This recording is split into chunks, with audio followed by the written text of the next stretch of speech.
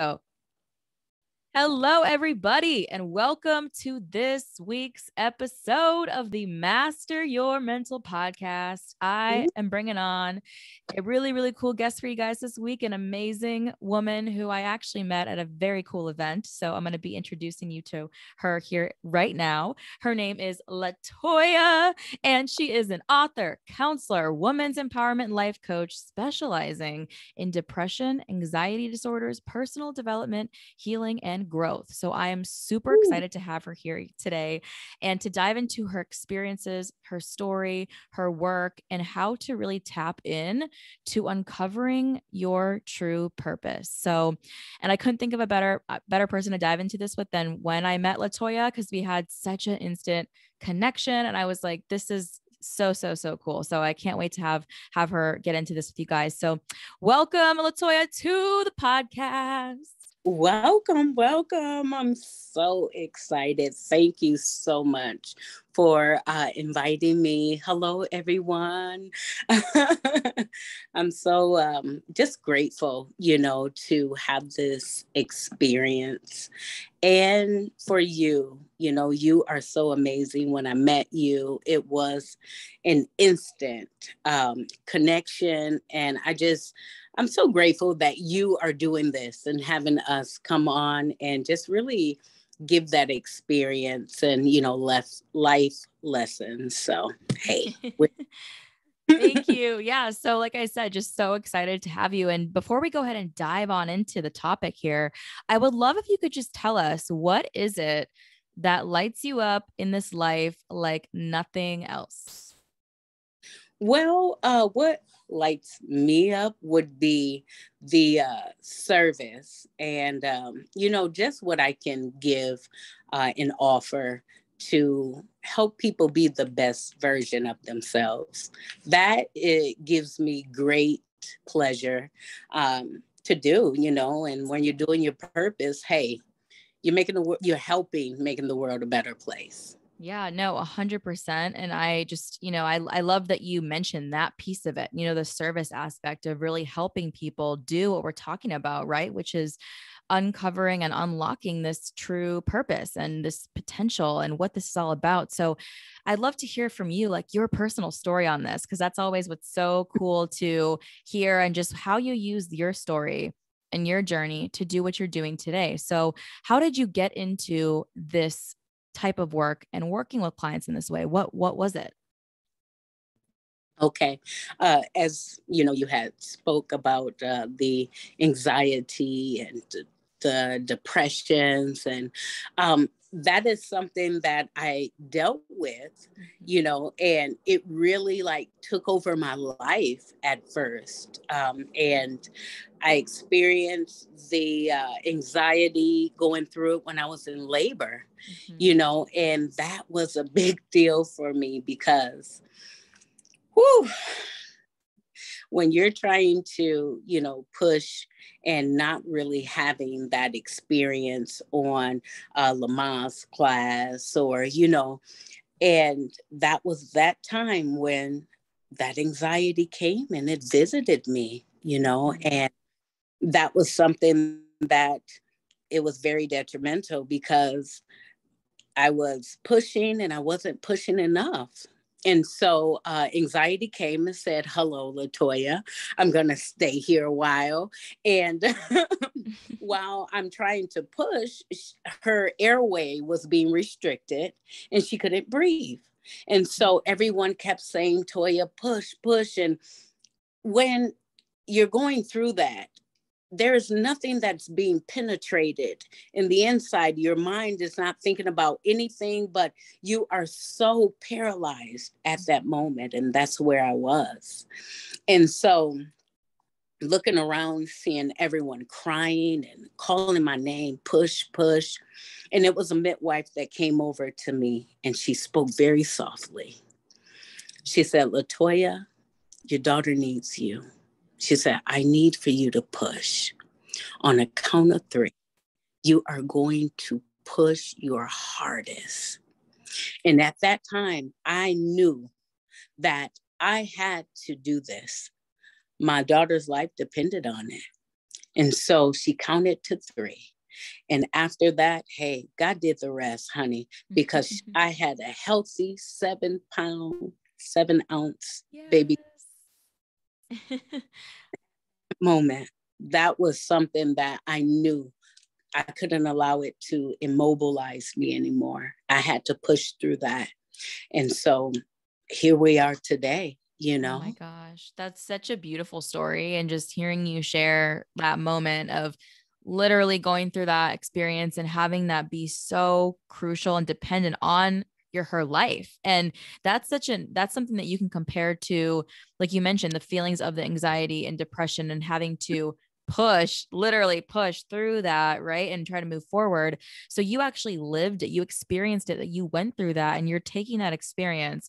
What I think is so cool about that is you're taking that experience and you're using it for good and to help, because that could actually be something that could really, put you in a position to where you don't want to share that, because that is a very emotional experience. And, I could definitely understand where, certain people would not want to share it or speak about it, but you are doing such amazing things with that story and helping those people who are feeling that same way that you felt, that same similar feelings in terms of being stuck and in that place. So, oh my gosh, like that's just so cool. And just the fact that you're doing it, you're not just, you're taking that, and oh my gosh. And just, I love to ask you, like, so far in the work that you've done in this area, like what has been the most impactful moment for you so far?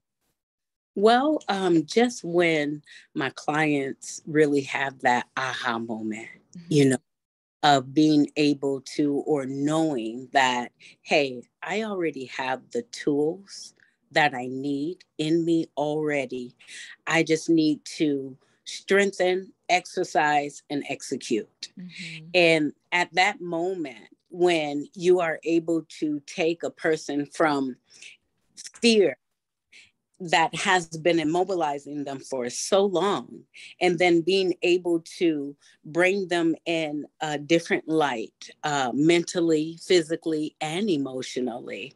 I just think that that's something that has helped me through my journey, because it's not easy, and it's something that takes time. Is the reason why it's important that we would mind our thoughts, because our thoughts are something that we want to make sure that we are filtering out the mess to really be successful at our best. I love that. That's just what it is for me. Being mindful. No, and just, I mean, like you said, every single episode, you guys know I'm always taking notes and writing things down to really share those nuggets with you guys. So what LaToya just said right there of, the importance of minding your thoughts, right? To filter out the mess to be successful at your best. And when we think about that, like you can take that into so many directions of, the different thoughts you've had, or, maybe limiting beliefs or obstacles or barriers or different moments you've experienced in your life that keep you in that thought pattern of, I can't do it. I can't break out. I can't do this. So I'd love to ask you, LaToya, like what was the most helpful for you or is there a certain thing you do for that to help you with that when you experience that? Absolutely, because, it's not easy to really mind our thoughts, or really keep our minds from going into that negativity, or going down that, road of sabotage and self-destruction. So some of the things that I do in that is meditation has been very, very helpful, because it really takes your mind to another level when you're meditating. And what I do is I meditate on one of my favorite books, and that is the Bible. I know you're probably like, the book that you wrote? No, that's the Bible. The Bible for me. Why? Is because it does say you ought to meditate on the word day and night. Not even that. It's just that when your mind has felt defeated, when your mind feels like it wants to go into that self-sabotaging moment, when you are dealing with the subconscious mind of your childhood or your past, it gives you a sense of lightning, because the words that our creator tells us, those are the words that we should meditate on, so that when our mind wants to get into that negative realm, we always have that positive to offset. Music have been another one for me. Very inspirational music, motivation, speaking, speeches in the morning. I don't feel like getting up in the morning all the time, and I'm not myself all the time at all. And so I still need to move forward for myself, for my child, my husband, for my clients. And I'll sit there, grab the phone, motivational speech. And when those motivational speeches come, you don't have a choice but to get up, and start your day. And so I have that. Also, it's about the visualization. If you can visualize it, it can happen, because it starts in the mind first. Wow. And once it starts in the mind, then that's when you start affirming it. Write it down. Put it on your mirror. Put it on your wall. Put it on your children's door. Why? Because they are going to make sure that you are accountable. Do this. Mom, you said you were going to do this. That helps. And as I said, meditation and elevation. Celebrate the beginnings. That is so true. And just, I love how much you elaborated on what meditation has done for you, because that's also something that's really helped me a lot. And everyone that I speak to can speak to that, especially with, going back and, like you said, having that power of visualization and with the words, and especially, like you said, not just having them and saying them, but putting them on paper and writing them down and seeing it on places where you go every day. When you go into the bathroom, when you go in there and you wash your face, wash your hands, brush your teeth, you see it on the mirror and you repeat it. And that's a really good point too, of having, if you have kids, and doing this with your kids, because they will, tell you like, hey, you said we're going to go read this and we didn't do that.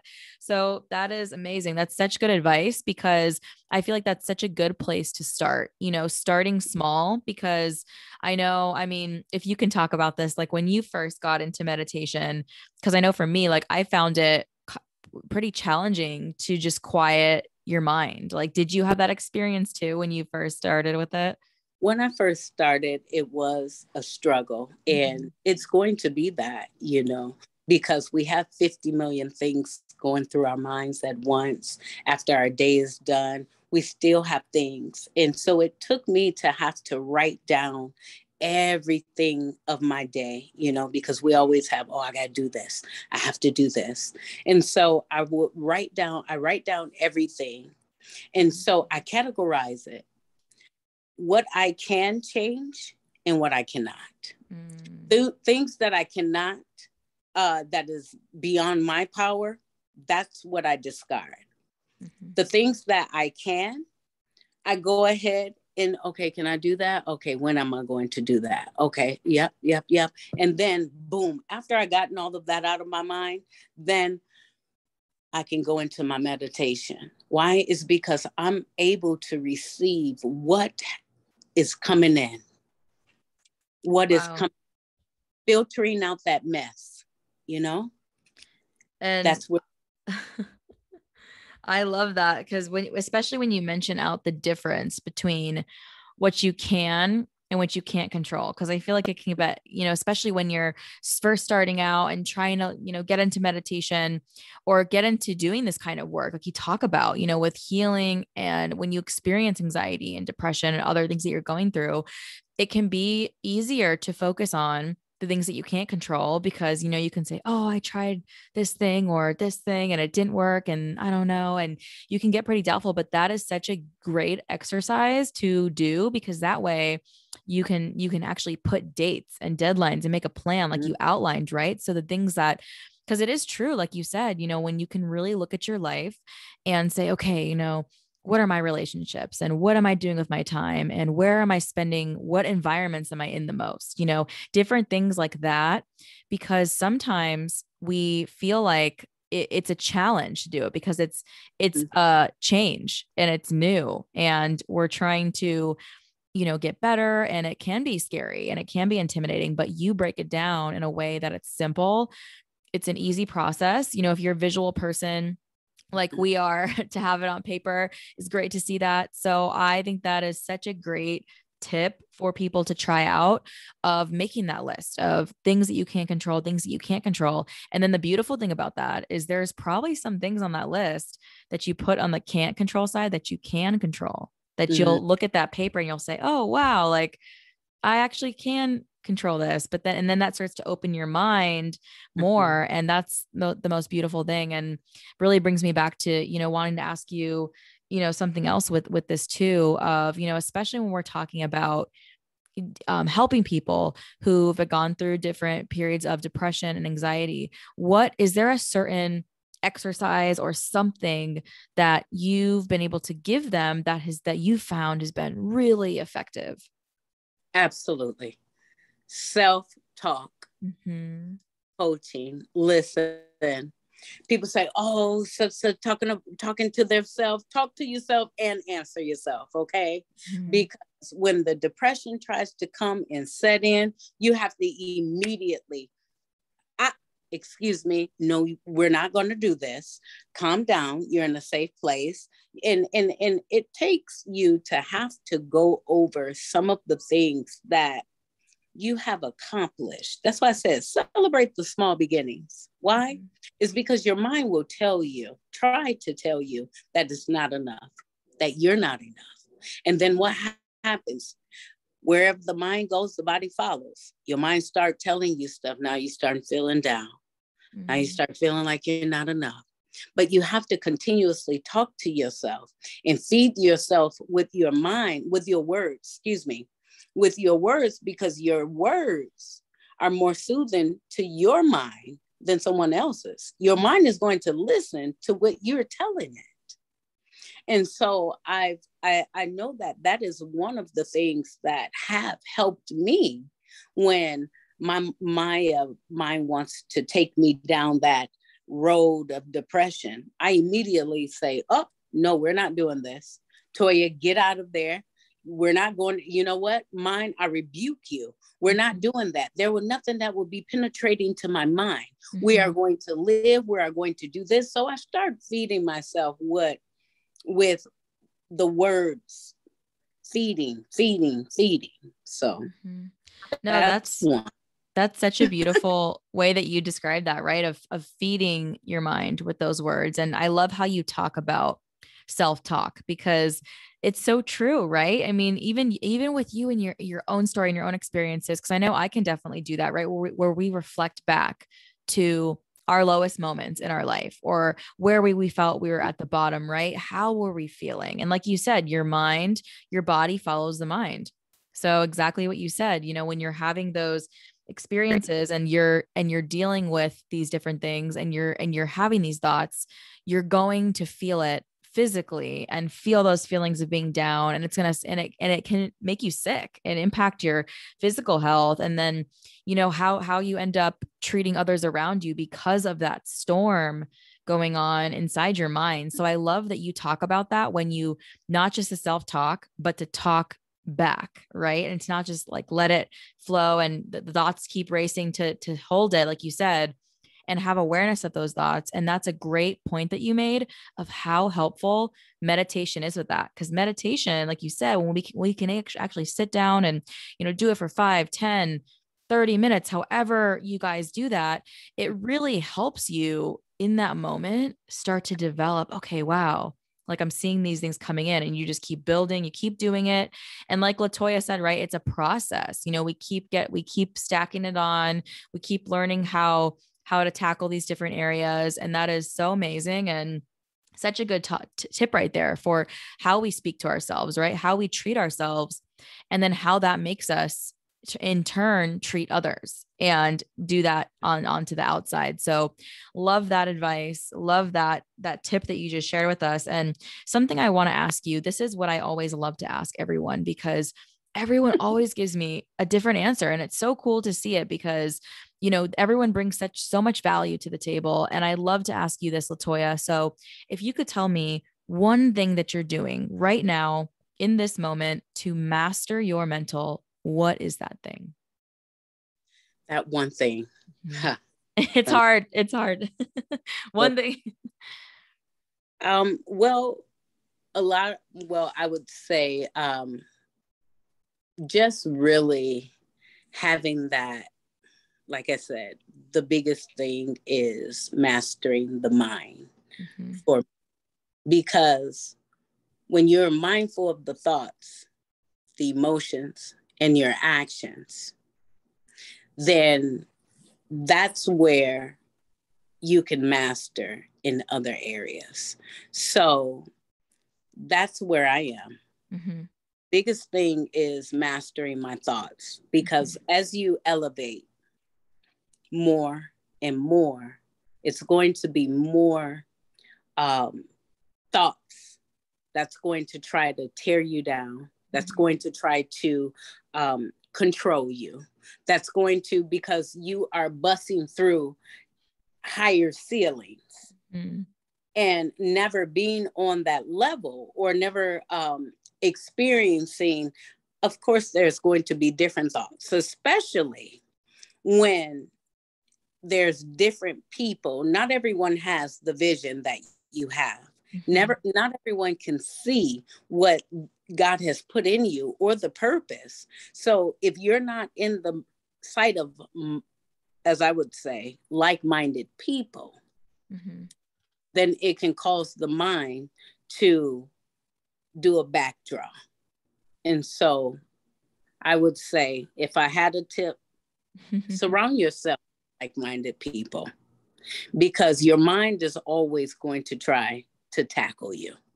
And you should always master those thoughts, those emotions, and those actions. Wow. That's such good advice again. And so beautiful how you tie it back into the thought process, right? And just, going back to that level, because that's what it's all about, right? When we're talking about uncovering your true purpose, it starts with your mind. Like you said, your mind, your thoughts, what you're commonly going back to. And I love how you said when you work on that opens up the doors to work on other areas and other pieces. And that's really the foundation, like you mentioned, is so crucial. And like you said, what you're doing, right? Who you're around, the things that you're doing, the places that you're going, the information that you're consuming, the foods that you're eating, it all plays a role. And I know that you know that, and I know that you've shared that. So I think that's absolutely amazing to start with that foundation, because when we can really hone in on that and make it a daily practice, right? Always daily, like you said, with your practice, right? Your meditation, doing it. And it's not like you did it, a couple times. You're continuously doing the work and getting better and learning new things and growing. And that's really what it's about. And that's what, you've really done, is tapping into that potential to be able to give that gift to other people. So I love it so much. And I couldn't thank you enough, LaToya, for just coming out here. This was absolutely incredible. You are such an amazing human being. And I'm so glad that we met at that event. And I'm so happy that we're here and that you got to, share a little bit about your story, your background, your experiences with us today. Amazing tips, amazing advice, and such a powerful story. So thank you so much. It is my pleasure. Thank you. Thank you. Thank you. And, bringing me on, because, hey, we need this. The information and the people that you have brought on have been amazing in their information, their tips. This is something that you could really live by every day, and having that experience, sharing it, and vice versa, just receiving that as well. I just thank you for your purpose, you following your purpose, and being so awesome at it. Oh, thank you so much. And again, I want to say thank you, not just to you, LaToya, for being so awesome and so amazing, but to you guys too, for being here, for tuning in, for being here and always being on this journey with us. Thank you so much. And I want to wish you guys a good rest of your day or nighttime, depending on what time you are tuning into this. So say bye to you guys. So bye guys, and bye LaToya. Bye LaToya.